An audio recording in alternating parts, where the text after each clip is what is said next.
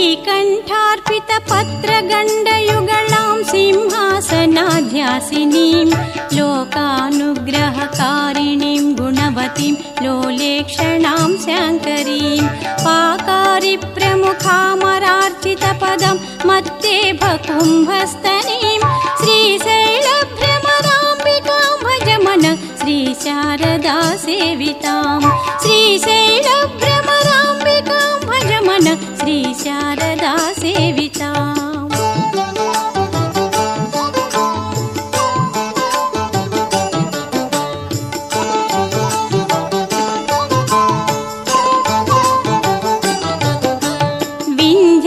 विन्ध्याद्रीन्द्रगृहान्तरे निवसितां वेदान्तवेद्यां निधिं